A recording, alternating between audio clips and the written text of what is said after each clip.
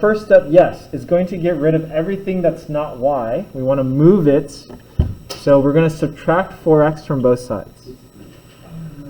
If this looks familiar, it should. It's from the last chapter.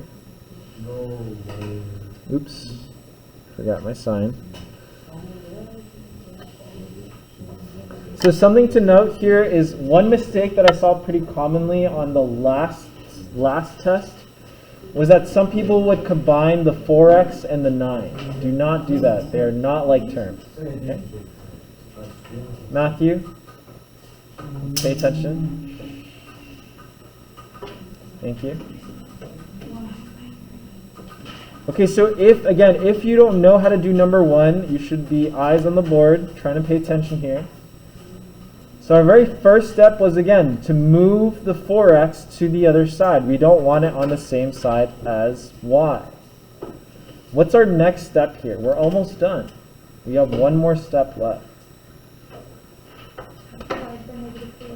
Right, we're going to divide by -3. And what happens when we divide or we multiply by a negative number?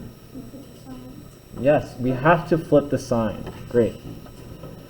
So we're going to divide by -3. Anything that's separated by a plus or a minus, we need to divide by -3. So it becomes y. We flip the sign, so it becomes y is greater than. This one we're also going to flip the sign to positive 4/3 x minus 3. And now that should look a lot easier to graph. If it doesn't, we will graph it together too.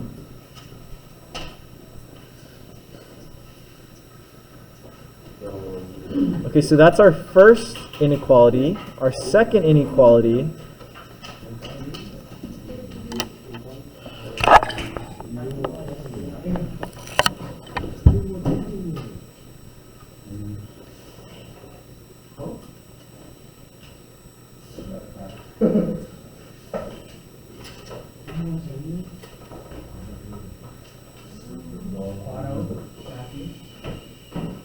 make sure your masks are on. Thank you.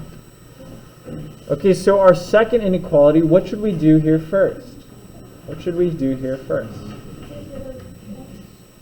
Yeah? Alberto, are you trying to answer? What are we supposed to do here?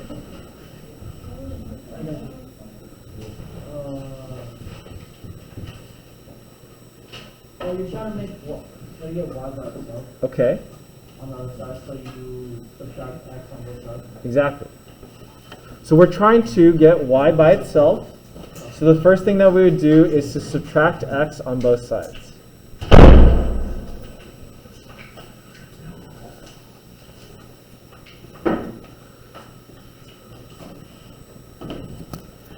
Okay, so now that we have y almost by itself, what do we need to do next? Valerie? Divide by 3. Right, we need to divide both sides by 3. Remember that if anything is separated by a plus or a minus, we need to divide by 3.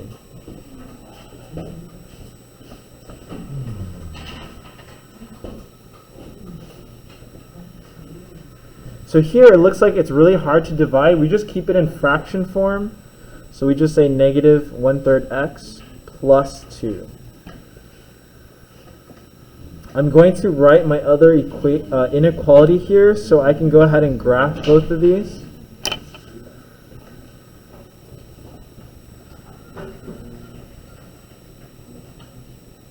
Thank you.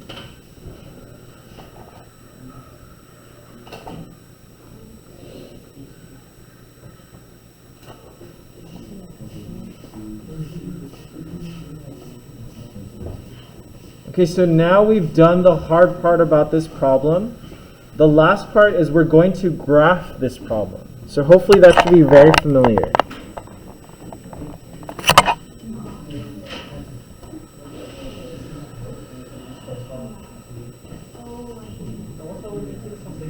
Okay, so looking at the first problem here, how do I graph it? Looking at the first inequality, how do I graph it? Y is greater than negative 1/3 x plus 2. What's the first thing I can do here?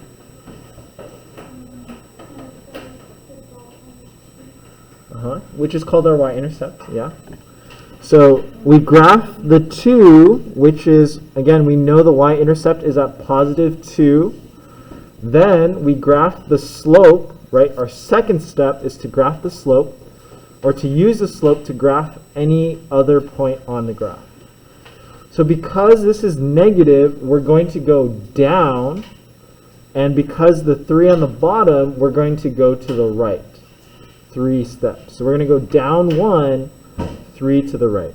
So down 1, 1, 2, 3. Down 1, 1, 2, 3. If we are going to graph before the y-intercept, we want to retrace our steps, so we want to go backwards.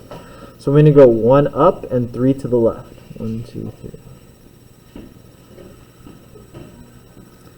Okay, can someone help me out for the second graph? What is my first step there?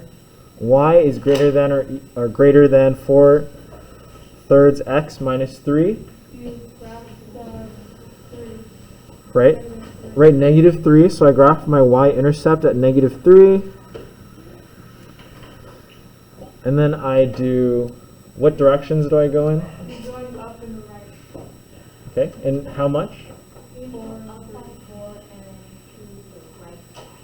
Okay, up 4 over 3. 1, 2, 3, 4. 1, 2, 3.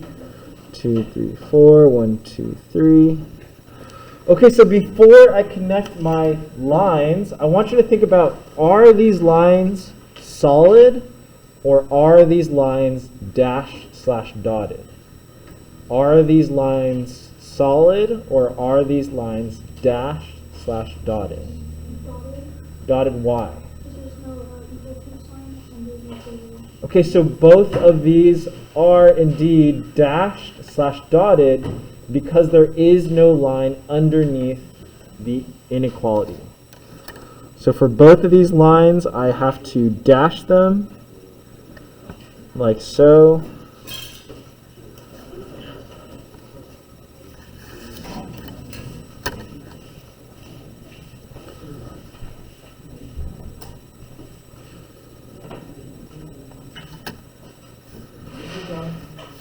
Yes. Can I use the restroom?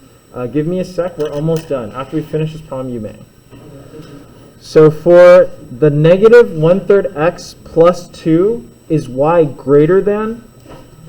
Is y greater than the line? So since y is greater than the line itself, we're going to shade above the line. Okay, so since y is greater than, we're going to shade above. So this one, we would shade above the first line.